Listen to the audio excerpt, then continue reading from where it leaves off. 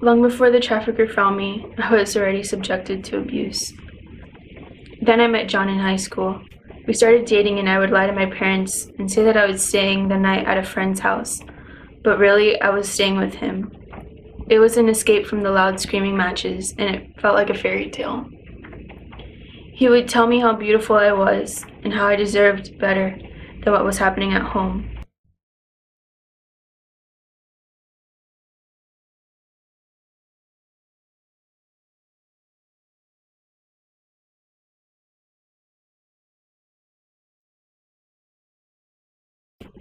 Once we got out of Florida, everything changed.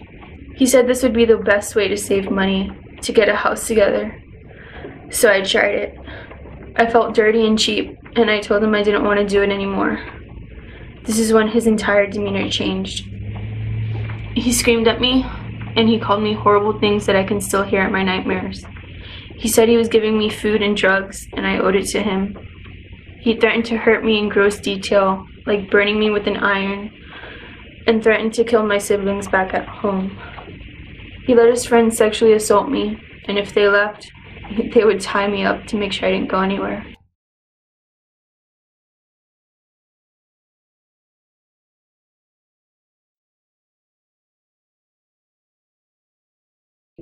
My mom dropped my friends and I off at the Florida Mall to go see a movie. We had a little extra time, so we decided to do some shopping. While we were walking around, we ran into some guys. They flirted with us, told us we were pretty, that we should be models. I looked down at my feet, thinking there was no way they could be talking to me.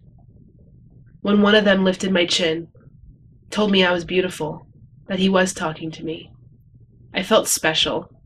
No one had ever told me I was beautiful before. We went to the movie with them. They paid for our ticket.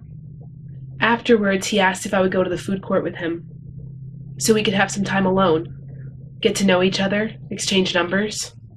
Somehow he convinced me to go to his car. My last thought was that when my mom returned to pick us up, I wouldn't be there. I was taken. He locked me in a room for 2 months. For 2 months I lived tortured, in hell, abused. He sold me online. People paid to come and do me harm. I was living with no hope.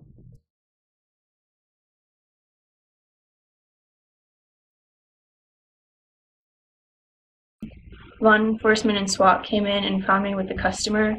I thought I was going to be arrested, and I was terrified. They brought in a victim advocate from a nonprofit called Florida Abolitionist, who explained some of the resources and services that could be available to me. They arranged to have me transported to a shelter until they can find a longer-term solution. The advocate helped get me connected to a residential program for substance abuse while I was in the program. She came and visited me weekly and provided emotional support. The victim services have been a huge blessing and has saved my life. Then one day I was rescued. I was taken out of the prison I had been living in, reunited with my family, and taken somewhere safe. For a long time, I was unable to accept what had happened to me. The pain was too deep, too overwhelming. But with the help of Florida abolitionists, I was able to come to terms with what had happened. Now I'm doing so much better. Now I know that there's hope. Now I know that there's freedom. And now I know that I have a bright future ahead of me.